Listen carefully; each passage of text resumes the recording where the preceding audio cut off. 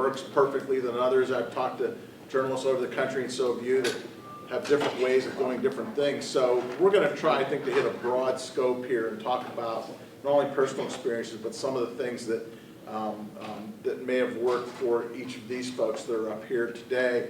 And I'm not going to delay any. I'm going to go ahead and introduce them. To my immediate left is Gary Petoskey. Is it Petoskey? Did I get it right? Gary Petoskey, who's a deputy sports editor at the Philadelphia Inquirer. Next to him is the best Penn State beat writer in the state. And I'll say that because it's Audrey Snyder and she works for me.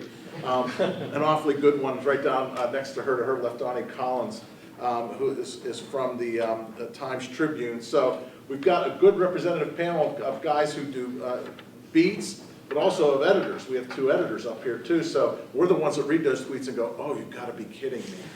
Or we're the ones that read those tweets and say, that's it, you nailed it, and you're going to get a lot of good back and forth here in a good way, which of course is what we want. So instead of like throwing all those great ideas at you, which we're going to do eventually, I want to talk to each one of them.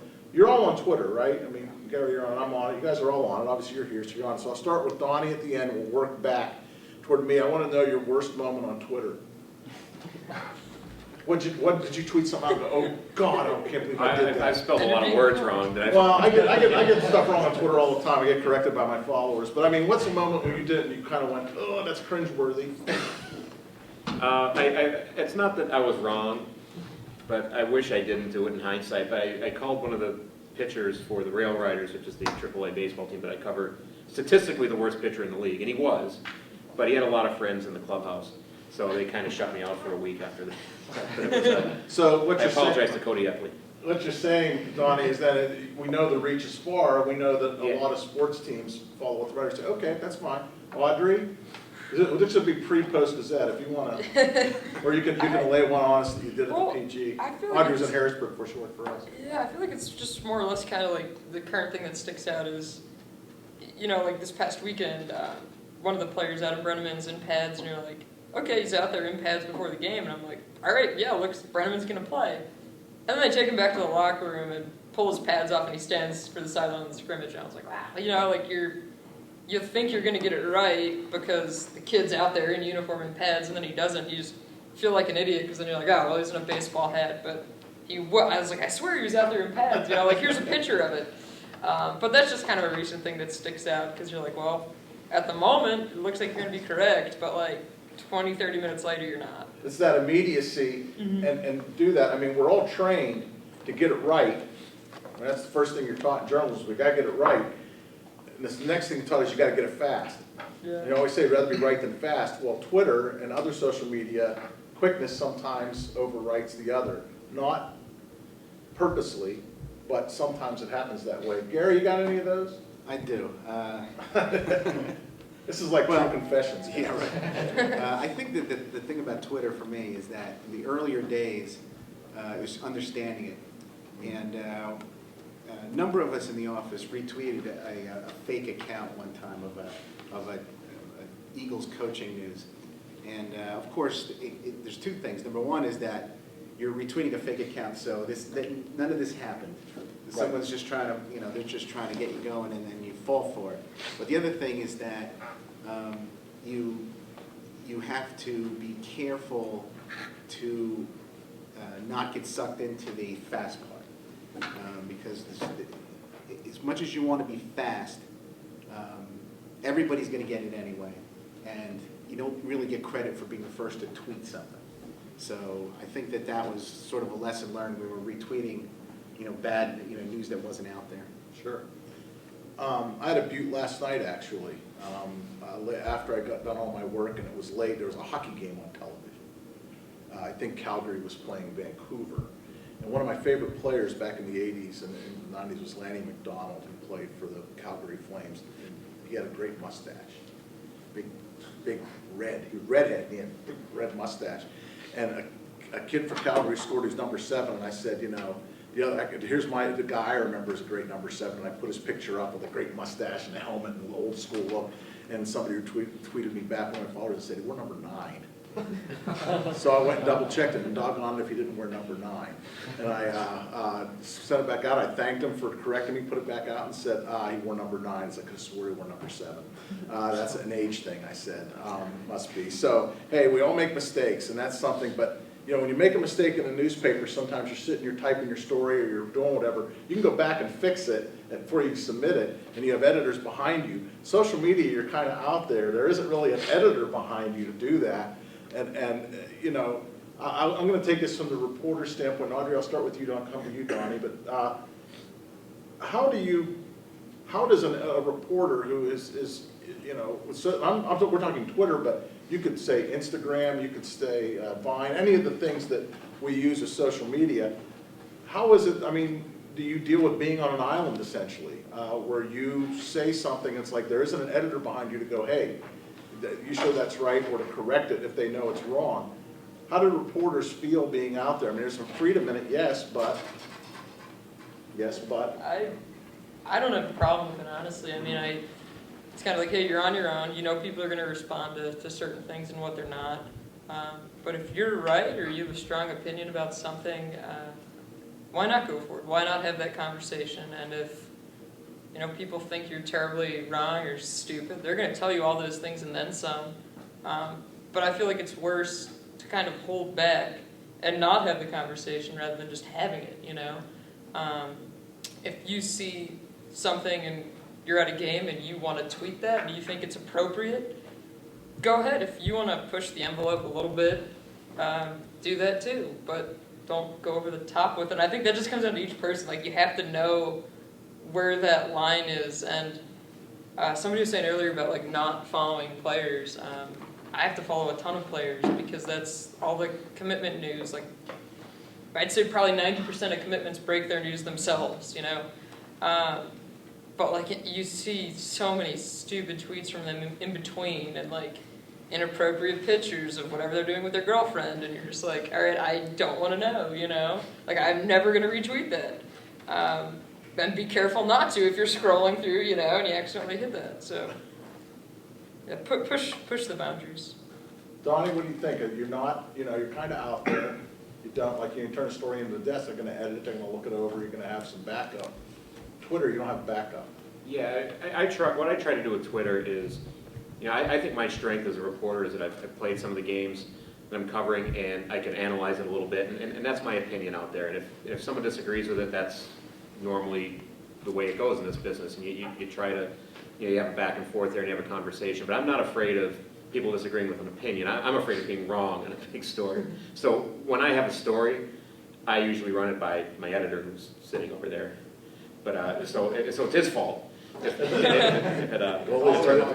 let in the goal. Right? Yeah, but I want, if I'm going to put something like that on Twitter where it's a big story, where it's something that could get you in trouble and you got egg on your face if you're wrong, I want to have the people there backing me up to say, you know, yeah, I think your information's good. You know, the sourcing's good. We're gonna run with it, put it on, you know, put it on the website and link to it on Twitter, and that's the way I try to handle it. But it doesn't always work out that way. No, sometimes, you know, you have to go. You have to just go with what you know, and it is scary at times. It's really scary at times. I've had sleepless nights, but you know, you get over it, and I haven't been wrong too often, so that's the way it is. But even when you're right, people are going to tell you you're wrong. So the push the boundaries thing that Audrey said, I think is smart. And I hate the thing too when like people take part of your tweet and then like they cut off the other half, but they start circulating it, and then people start responding to you like, well, you said this and you're wrong. And it's like, no, look at my original tweet. Like, they just took the out of context or like half of it, you know. And then I was like, well, I don't have time to go back and correct all of you guys, but like, you're just look at what I put there first, and don't butcher it along the way. But You sound like what sources say about us sometimes. yeah. They only take part of their quote and use it. Good point, though, Audrey. I've seen that happen to many people, and Donnie, good point. Let's talk from an editor standpoint now. Same issue, Gary. At the Inquirer, you know, do you have policies? I mean, what do you tell your guys who are on Twitter? I don't think if you're a reporter that you can not have opinions now. It's just something that everybody has to do. It used to be a football columnist, there used to be, and then the people who write about different angles of the team, and now there's usually just the reporters who cover the team. So in order to have any insight or any analysis, you need the reporters to give their viewpoint and their opinion. And in terms of monitoring, I think it's all healthy as long as it's not abusive or it's not, I don't know, threatening or anything like that. We've had one or two issues where we would have a reporter get into it a little bit with a responder, and then you deal with that. You don't do that. You have to get, like Kyle said, you have to get out of these conversations. At some point, you have to block the conversation and say, okay. But I think it's all pretty healthy, and I think that all reporters, it's unrealistic to think that reporters can just do reporting, just report the news. I mean, maybe some exceptions, like some celebrity reporters like Chris Mortensen or somebody like that, who are always on the phone and always giving you information and everybody reacts to them. There's very few of them out there. But other reporters, especially for newspaper reporters who have these different platforms they have to report on in print and Twitter and social media and on their blogs, that they have to be able to have that interaction. They have to have opinions, and there's no really way of getting around that. And I think it's all okay as long as everybody is cordial to each other.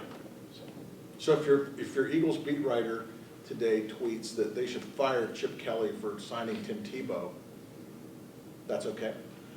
Yeah. Well, that's a tough one. That's a tough one. That's what I mean. See, that's the position we're in. I'm going to come to the beat writers. I think that's probably just maybe just a hair too much over the line. But I think that if you can reword it and say, this might be a fireable offense if this turns into a circus or something like that, I think that's certainly okay to write, because then you're making it conditional to some extent. But yeah, I mean that might be something that reporter might find a little bit hard to deal with the team when they start doing right. things like that. Well, that's that, and I'll go back down the line of the reporters. Audrey, I'll come to you and then to you, Donnie. I can tell you at the Post-Gazette, there's two things I don't want to see: Twitter battles with my folks and some knucklehead on Twitter who's got 9 followers and thinks he has 950,000, because that's not what we do. We don't do Twitter battles. I don't want to see it. And number 2, I really don't want a beat writer as good as Ed Bouchette is, and Ed is our Hall of Fame Steelers writer. I really don't want Ed Bouchette saying, it's time to fire Kevin Colbert. I really don't want him saying that. Now, if Gene Collier or Ron Cook want to say, Ron's not on Twitter, that's fine, they're my columnists, but I have a real issue with that because it compromises our newspaper, number 1, and that to me is tantamount, and 2, it compromises the reporter. So Audrey, how do you have a voice in 140 characters? We're only talking Twitter here, and I'm happy to expand it out to Facebook and other forms of social media, but Twitter seems to be the most popular, and Donnie, I'll come to you on this too. How do you have that voice, but you don't? It's tough for a reporter. I think it's a tightrope. Oh, it's so hard, and so many people follow you, and they'll come up to you at games and say, "Oh, you're Audrey, this and that." We follow you on Twitter, and you're talking to them, and the more you talk to them, you're like, "Yeah, this person really knows nothing about me, like as a person. Maybe they know a few little things that I tweet here and there, but the writing I feel like is where you can really, your stories, your blogs. That's where people are really going to figure out what you're thinking, because you can't capture all of that in so many characters, and you say something and you're like, oh, well, it's only like a sentence, and somebody might take that out of context or think that they're going to interpret this a different way. But if you give me a paragraph, we can do it, or if I'm on a radio show, we can definitely do it. But it's so hard, and then you start sending tweets, and you're like, well, maybe I can get this thought across, but it'll be like 2 or 3 tweets back to back to back. But then you're going to have people who jump in and only see that second tweet, and you can't win when you do it that way. So I think you almost have to back off with things like that and just be like, hey, Eagles bringing Tim Tebow, here's my quick reaction to it, link to your blog, go however long you want on there, and people can see it that way. Donnie, you mentioned early on, you cover the baseball team in Scranton, and you mentioned, about a player, the next thing you know, the team shuts you out for a week. Teams do that sometimes, but you have an important job. You're a local reporter of the paper that covers that team. How do you get yourself out there, your voice out there in 140 characters or way on social media in some way, yet still do your job as a reporter? How tough is that tightrope for you too? I've never looked at it as difficult. I just, I have 140 characters. If there's if Christian Hackenberg makes a bad throw, I write out there, hey, that's not a decision he should have made there. And, like I said earlier, if people disagree with that, they can start the banter, and that's just the way I have to look at it. But in a situation where, I tweet something out there about one of the players, and as much as I can statistically back it up, if the other guys say, you're wrong, and they want to shut me out, they're gonna do that. They got over it as soon as the guy got demoted to AA. They all started talking to me again. Yeah, it was my fault. But yeah, I just it's weird because you don't think of some of these things until they're brought up, and I sit here and think, yeah, you can put opinions out there, but the Tebow thing, that's over the line. You can't do that. That's out of the purview of the job as a beat reporter. You have to understand your job, and analyzing the play on the field is your job. And whether some people want to believe that or not, and there are people out there who think just the facts right now, and that's great. But if let's say I try to get my Twitter open and there's a Rail Riders game going on, and Chase Whitley just gave up a home run. That's going to bore people, and I'm going to lose followers, and no one's going to pay attention. You have to throw in some analysis of the game, and that's where I try to work my opinions in. If I have an opinion on whether the manager should be fired, or the removal, we had a situation where the guy who was the president and general manager of the team earlier in the year was actually removed from his job, and he's about 2 months before the season started. I wrote a column about that. I didn't go ripping them on Twitter for that. I thought that would have been tactless, I guess. But in a column, yeah, I think if it's within the description of your job, that's fine. And then you could throw that on Twitter. But it's strange because I can think of very few instances where I've ever gotten in trouble putting something out there that people were so upset about that I really would have regret doing it again. But now that I'm thinking about it, there are a million scenarios. Well, I had one just the other night after the spring game. During the game, Hackenberg gets picked off by this junior walk-on safety, and we know this roster way better than your average person, and we sure as heck should because it's our job. And so I'm tweeting out there, signs of spring, Hackenberg's picked off by this kid, and I was like, who, ? Is a junior walk-on safety. So the kid, after the game, then starts searching his name on Twitter, because apparently this is what everybody does. So then he starts tweeting at me with the laughing, crying emojis, and is like, thanks for believing in me. I was like, well, dude, that's not my job. I'm not going to go there. Then, a little while later, I have his mom tweeting at me. And it's like, this is my son, and he's a good kid, and he's working hard. And I was like, that's great, but I don't know him, and nobody else does. And that's nothing against him, but it's just Hackenberg was picked off by the 4th or 5th string safety. The unknown safety. Yeah, and I was like, I'm not going to entertain this conversation with you. So I just let it go, but I'm like, oh my gosh, people sit there and search their names. A wise choice, Audrey, by the way. I will say 2 things. One, listening to Audrey and Donnie, and these are 2 really good beat writers. I mean, these are people who, I think, and I'm prejudiced, I follow Donnie's stuff, and of course Audrey. They're in a tough spot here because people do want them to kind of hear from them what they think.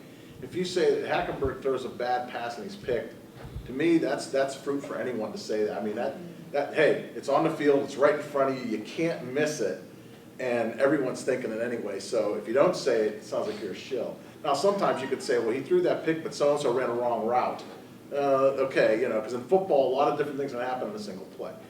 Here's the other thing, and I'm not going to talk about what we do or what I do as far as that. I want to see reporters analyze and look at things too. I think it's important that they do that because otherwise you're kind of a boring follow on Twitter. You have to give them some leeway as a boss. But I can tell you, it's one of the things that some of them don't feel as comfortable as others doing it. They feel as a beat writer that they do it. And I can tell you, I'll speak for myself. I don't have 2,500 followers yet on Twitter, so I'm a low-hanging guy.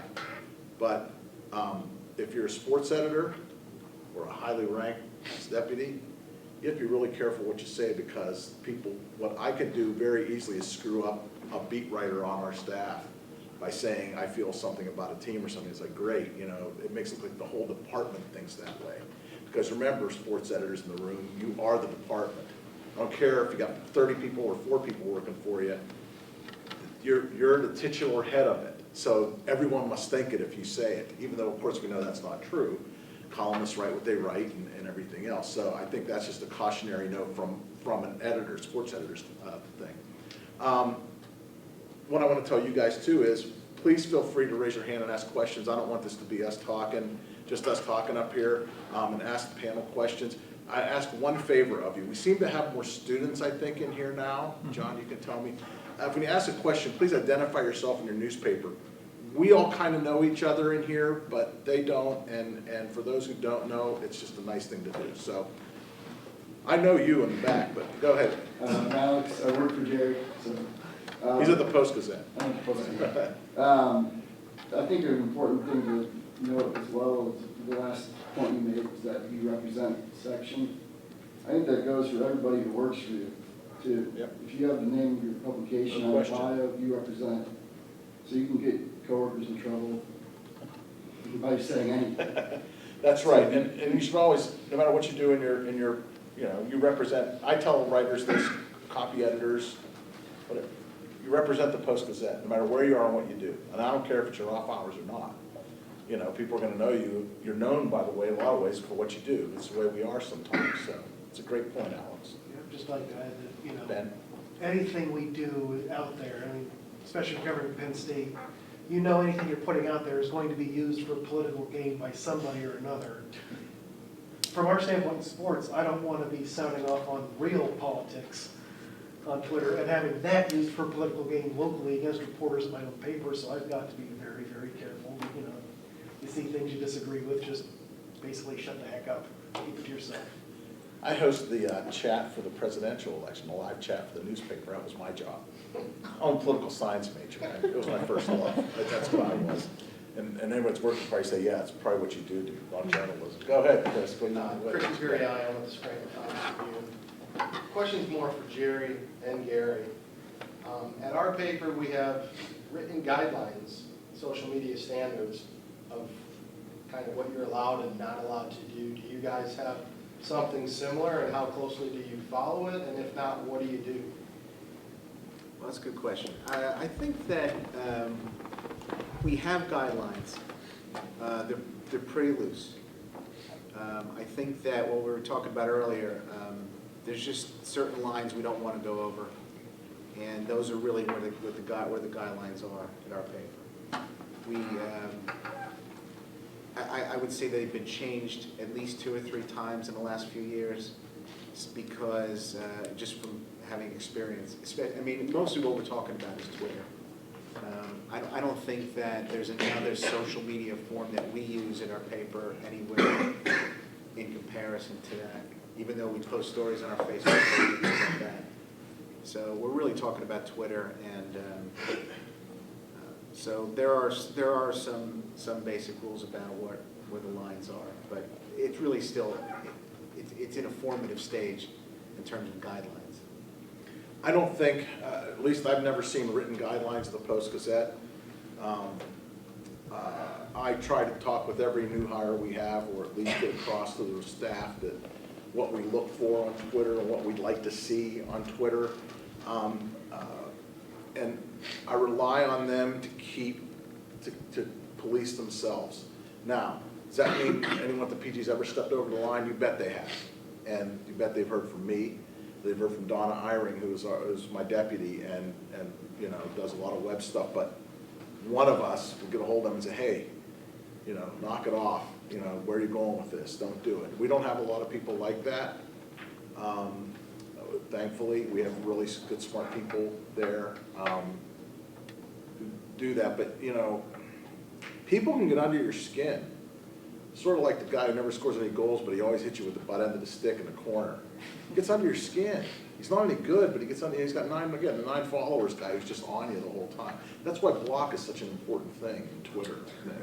Believe me, you know, and you know, it's important and should be used occasionally. I wouldn't say all the time. So we don't have a policy, Chris, per se, but my policy is you're a professional, you represent the Post-Gazette, how do you want people to see you? If you want to get down and dirty, go start your own website and go get down and dirty with everybody you want to get, but you represent a much larger entity and a lot of people, your colleagues included. So we don't have a written policy, really. We kind of police it as we go. We've not really had any really major issues. We've had a couple, but not anything major. We're going with Jerry. I think what I was really thinking about was that idea of there are guidelines on how you interact with the public. I don't think there's such a thing as a written guideline for social media per se in our paper, but certainly for how you interact with the public, it's part of an employee, behavior type thing, just that everybody has. Just like you would. But now it's being applied to social media. It's sort of like, we don't really know the rules. We're sort of using our common sense with things like that. And we've had a few times we've had to deal with that too. John? I'm curious what you guys think about the, it's not limited to sports, but a fair number of journalists on Twitter will have under their name, if you go to their actual Twitter page, it'll be like opinions my own, retweets not endorsements. Do you think that's effective? Does it count for anything? I'm passionate about this, as I am too many things, but the retweets aren't endorsements. I'm kind of okay with that. I can live with that. The other one's bullshit. Oh God, we're on camera, I'm sorry. The other one's bull. You can put that part in, go over it, knock the other part out. Not well representing the Post-Gazette cursing like that. We're on a 10-second delay. It's Okay, like- that's good. Sorry. That's crap. Your opinions, my opinions are my own. Okay, so if I put that in my Twitter Whose else account, would they John, be? I can say, I can say, the city of Pittsburgh needs to, figure out a way to get these guys a new arena because they're cheapskates and they're lousy. Well, that's my own opinion. It has nothing to do with the Post-Gazette. Well, sure it does. I work for the Post-Gazette. I am, I'm just, I'm a representative of the sports department, but also more or less of the paper. So my 2 cents on it, that's, when I see somebody has that in their thing, it's like, you've got to be kidding me. I'm sorry, you work for an entity, you're affiliated with that entity, you're known because of that entity. That's how you get your fame, if you will. Your opinions on that, out in public are not your own when everyone can see who you work for. It's a difficult road, but that's how I feel about it. Not everybody does, but that's how I feel about it.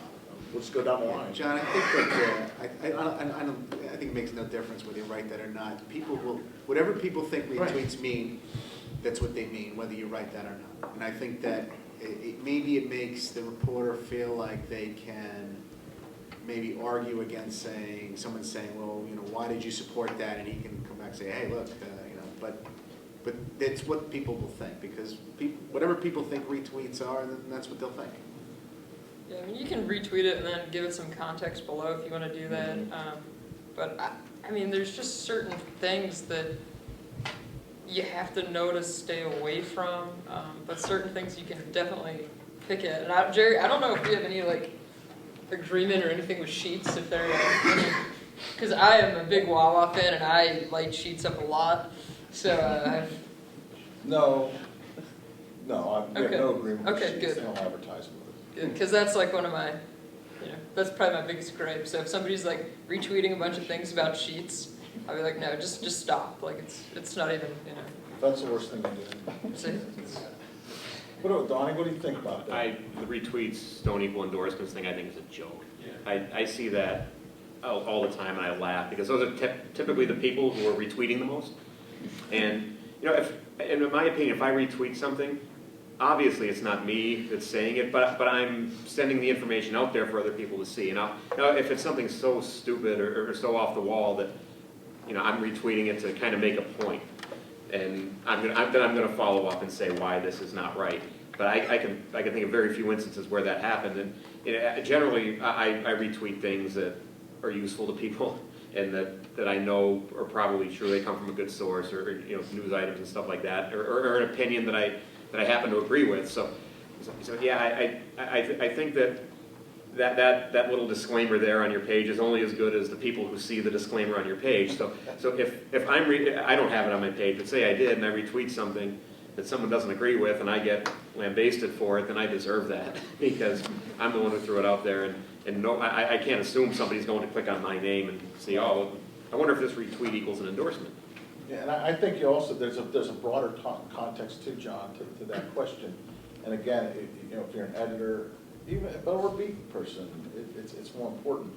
I tend to want to retweet. If I see a retweet our guys put out there of a blog or a story, I'll tend to retweet it just to throw a little more juice on it to try to get it out to more people. We're trying to get people to go to our website and hit the links and come in. So I tend to do that. And if people tweet interesting statistics, I like to do that. But I can tell you, living where we do, and the main school we cover is Pitt. It's not Penn State. We give a lot of room to Penn State. It's not Pitt. It's the #1 school we cover. I can tell you every time, not every time, but just every time I tweet something Audrey does, I'll get a tweet from someone who's pretty obviously a Pitt fan saying, you enablers sure do stick together. What are you going to do? I'm a Penn State alum. I don't hide it. Audrey is too. She covers Penn State. But you know you're going to get that. And it's just the mildest of, like Donnie said, it's the mildest of retweets. You're retweeting out your people's stuff because you want them to know. But that retweet to them is, you're pushing it. But I retweet Sam Warner's stuff, who covers Pitt and Paul Zeiss, two wonderful reporters. So to answer your question, I just think anything you do, whether it's a retweet or what, it's going to come back and it's going to reflect. So you have to be careful, I think. So don't retweet things about Sheets.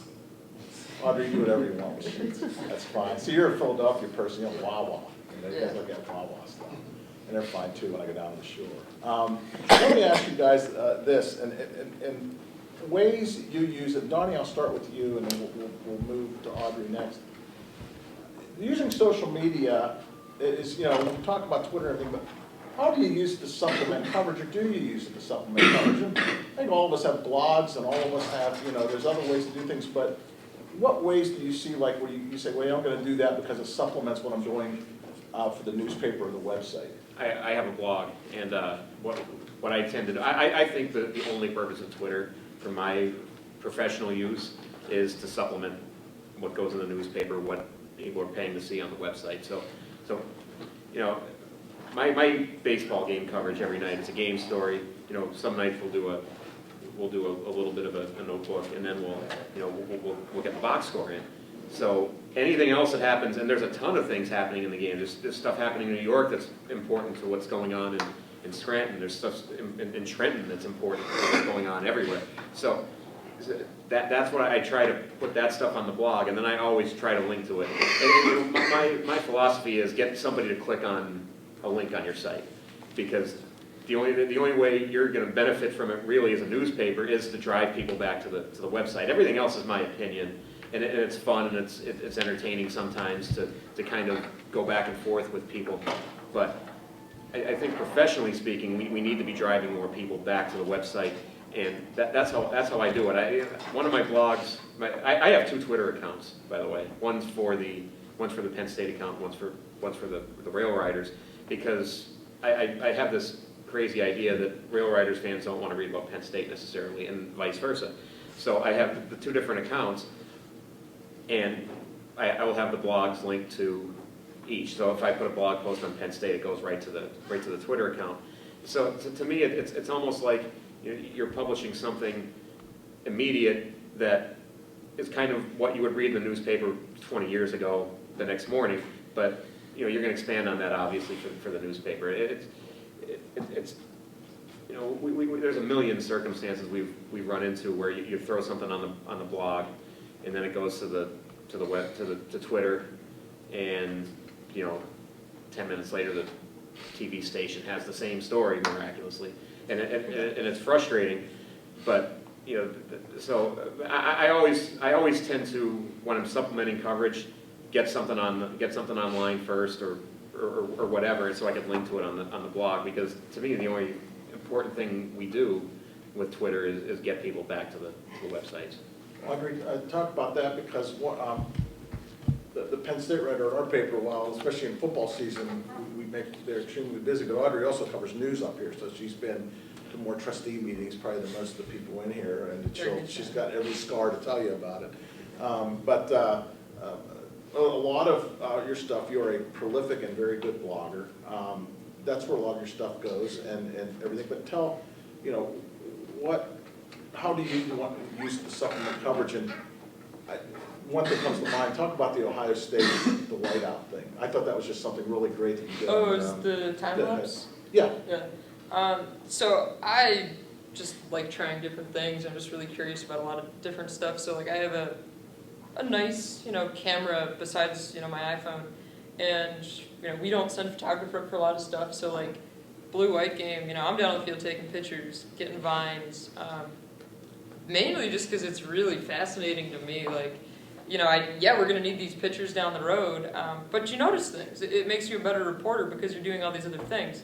How many times do we go to practice and they say, oh, well, you can't post these videos that you take because they have to be narrow shots or whatever.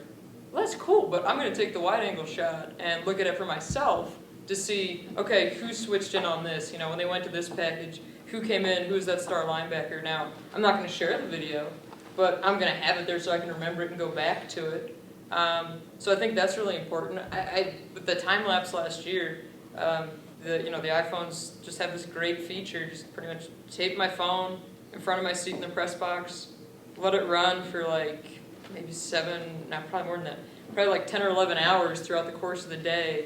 And by the end of the day, you just have this awesome product of an empty stadium, people filling in, stadium going crazy, and then it clears out. It's just a really neat feature, and all you do is just push a button. Now, granted, I had to get I was using a friend's phone that day because I was like, well, I need my phone to get videos of players afterwards, or I needed to take vines beforehand. So, like, I had 2 cell phones that day, which is kind of ridiculous, but, like, you get a really great, easy, different product, And it was something that was viewed a lot on our website, because it was kind of different, it was cool. And that is a way to supplement coverage. Mm-hmm. Audrey was at the Penn State-Ohio State game, obviously, and we wrote about it and everything, but that was the next additional thing. Gary, I don't know what you guys at the Inquirer do and how you approach that as far as supplementing the coverage with social media. And it could be beyond Twitter. Maybe there's something else that you guys do. For supplemental coverage, I think what we do and we want our reporters to do, we demand of our reporters increasingly, and some come around faster than others to doing it, is the in-game coverage. We want people, for our Penn State writer, Joe Giuliano, we want people to go to Joe's Twitter account to see what's going on in the game when they can't be watching the game. On a Saturday afternoon, people can be doing almost anything. But you can go to Twitter, and if you follow our beat writer, we want that beat writer's coverage to be, while not crazy busy, we want them to know what the score of the game is. We want to know generally what's going on in the game. And that's what I think supplemental coverage for Twitter is for our reporters. They need to promote their work, and we need to promote their work as well on their blogs, which is for the web and for the print stories when they are posted on the website. But mostly it goes back to, I think the general idea is to compete to become the reader's source on that beat. If you are slow or inadequate on Twitter when it comes to in-game coverage or for promoting your work or for reporting news that goes on in your beat, if Joe Giuliano's doing that, they'll go to Audrey, or they'll go to Donnie, and they'll get it there. And if they're not getting it here, then we're not getting the website traffic. We're not getting the attention to our print product. So I think that runs through all of the Twitter strategy, is to compete on your beat for readers, to become the reader's source for that beat. And I think that, like, you'll see a stream if, like when Tim Tebow was signed by the Eagles yesterday, I would bet, although I was not on Twitter at the time, I would bet you would have seen from the 12 Eagles guys and the 6 national guys, 18 tweets within 30 seconds, Eagles to sign Tim Tebow. See, that's just, you have to do that, but that's not really what you want. You want them to, you have to have it, but you want them to be linked to a story, to your coverage of it, to the most complete coverage of it. I think that's the goal of it. not just to beat the person by 5 seconds, but to have the coverage that it's all there so that that's, you're the go-to guy in that beat. Anyone else, I'll ask any other editors or writers in here as far as that strategy and using it. We mentioned some things that these guys did up there, but do you have, does your paper have a strategy? I think Gary brings up a very good point. If you put it out on Twitter, you may be one of 10 people, 15 people that have that. If you can put it out on Twitter with a link to your website, that's money. And in Post-Gazette, we have a pay site. A lot of papers now are going that way. However, if you link it out of social media, you do get that. That's a free link. You can't, once you get in there, you can't move around without paying. But at least if Audrey breaks a story on Penn State and she puts it on Twitter and links it, then that just drives more traffic. That's a conundrum, because in the time she's writing a story, other people are tweeting it. So her tweet might be 5 minutes behind everybody else, but it has a story attached. How do you see that? I mean, how do you guys see that as editors? Do you want your guys to be 5 to 7 minutes late while they're writing up a breaking news story? Or do you want them right there 30 seconds after whoever has it too, and they're just queued up like flights out of O'Hare Airport? I'll jump in. Chris. First, I think it depends on the news. If it's something that we need to get out there immediately because it's that important, yeah, we want to tweet it. But then we want to come back pretty quick with a link to what is at least a brief on the website to get people there.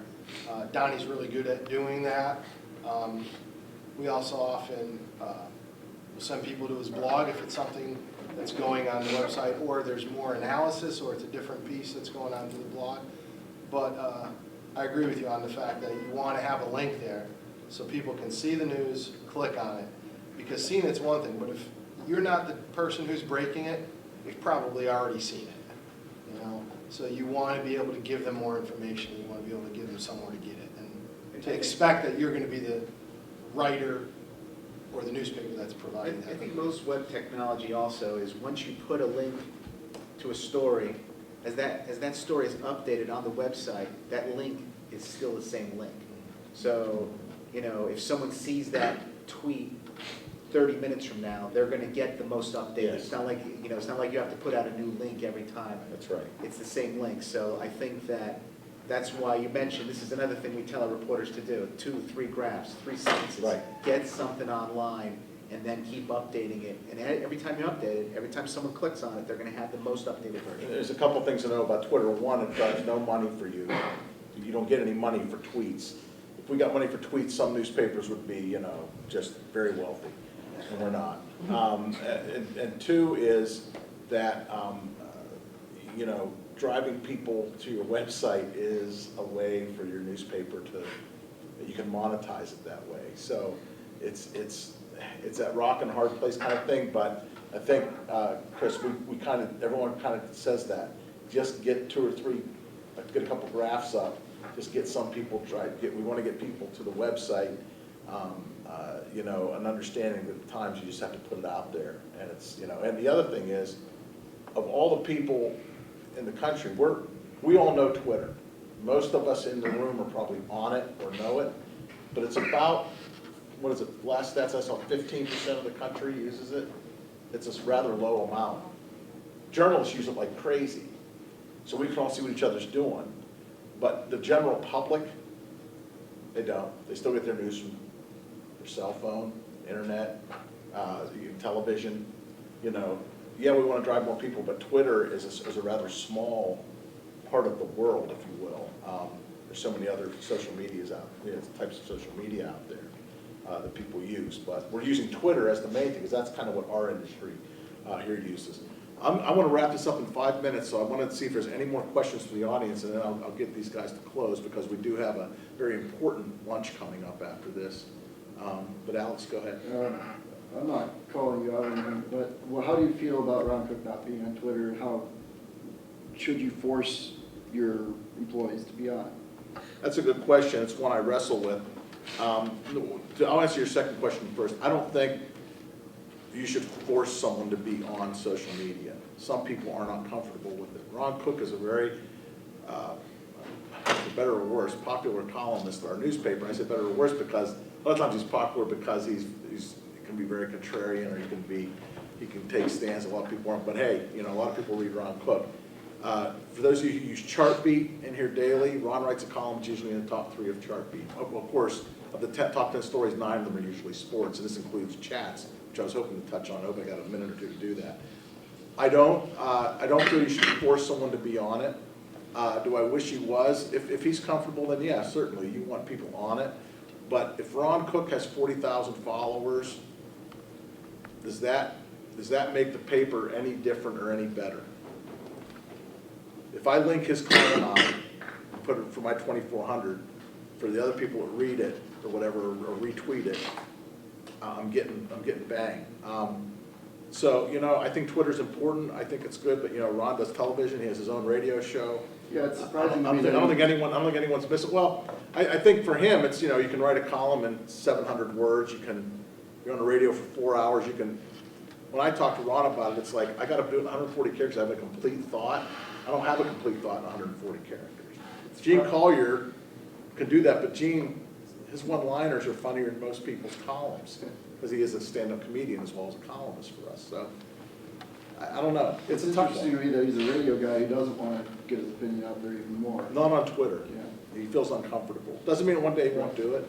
I told him it'd be like brokering Mitty's peace if I could get I it. did see there's a fake one out there. But There is a fake one out there of him, yes, who says it's a parody account, which we always make sure that they see. Is there any other questions? So I'm going to have the panel kind of wrap up here. Guys, we talked about at the beginning of this, I said, what's the lastest thing you've done or you felt kind of dumb about? Well, now I'm going to ask you what your maybe 1 or 2 best ideas were on social media. It doesn't have to be Twitter, it could be any social media that you did and you thought, wow, this is pretty cool. Donnie, I'll start with you. You know, that you did and you thought, you know, this worked, it was different, or I drove traffic by doing it. Anything? I have to think about it. The one that jumps to my mind is a couple of years ago we started for the baseball blog doing a top 15 prospects kind of thing. And every day we do number 15 for it, you know, leading up to the start of the season, whenever we were doing it. And that got a lot of attention on Twitter. I get people asking me, well, who's number 14? Of course, I can't tell you that. It hasn't been released yet. But then they start guessing. So then, you know, I would get emails with, you know, people giving me what they think their list what my list would be. And I thought about doing a contest, you know, to see who came the closest, but I didn't want to give any prizes out. So have a low budget on the blog. But, yeah, so I thought that was a good idea. I mean, there's probably others that we do a lot of chats. You know, sometimes, you know, those will get 50 people. Sometimes they'll get 6. So it's a matter of the time of day to do stuff like that. Yeah, I think they're a good idea when they work. So yeah, it's a constant trial and error thing. I've been doing the blog for I think 8 years now for football, and the Rail Riders blog since 2010. And what works for one doesn't seem to work for the other. So it's been, you know, I'm more, you know, when I think of things I'm proud of, I'm proud of being able to find what the Yankees fan wants that the Penn State fan doesn't, and vice versa. Audrey, I kind of stole your thunder earlier with the whiteout game, but you do other things too. You're quite active on it. Honestly, I couldn't point to one specific thing right now. I mean, I think Periscope's the thing right now that everybody's kind of looking at, and that's kind of the live streaming thing, which is going to be really interesting. I'm really curious to see where that goes, but I mean, I just take pride in kind of as much of my game coverage, but my pregame coverage. You know, what am I providing to you, whether it's on a Vine, a video, whatever, that you're not going to get at home. And I think that's where I have a lot of success, is getting people stuff that they can't see on TV, taking those pictures when I'm down on the field, and then tweeting them out. You know, here's a Vine from practice, here's a Vine of the quarterbacks warming up at a spring game or whatever it is.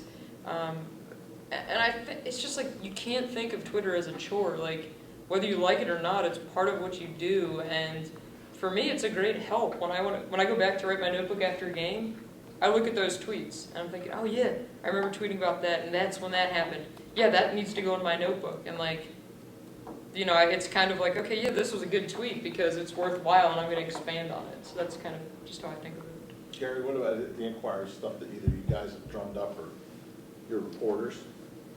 I like when you can ask a trivia question and people don't know the answer to. Like a tough trivia question. There was a question I put out in spring training. There were 7 Phillies who were with the team last year at the major league level for the whole season. And of course, there was a 7th guy that no one would guess. I must have gotten 200 responses and nobody got all 7. A lot of people got 6 in the end because the 6 were a little easier to get. I thought that was a fun thing to do, but that was my favorite. We still have a minute or two. Somebody has something they want to share as far as something your paper did on Twitter or on social media you thought really worked. Anyone? Oh, slow motion videos are awesome too. That's the other thing. Especially if you're at a practice or if you're at a recruiting event, take out your phone, get slow-mo of guys when they're doing drills, because then you can really see what they're doing right, what they're doing wrong. And they just look really cool too. So, I mean, don't do every video like that, but it's an easy thing to do. Well, I promised John I would wrap this up a bit early because we have a very big lunch to get to, and thanks to the Curley Center for doing that, by the way. If there are no further questions, I will say thank you to the panel, Donnie, Audrey, and Gary, for taking the time to do this today. Thank you.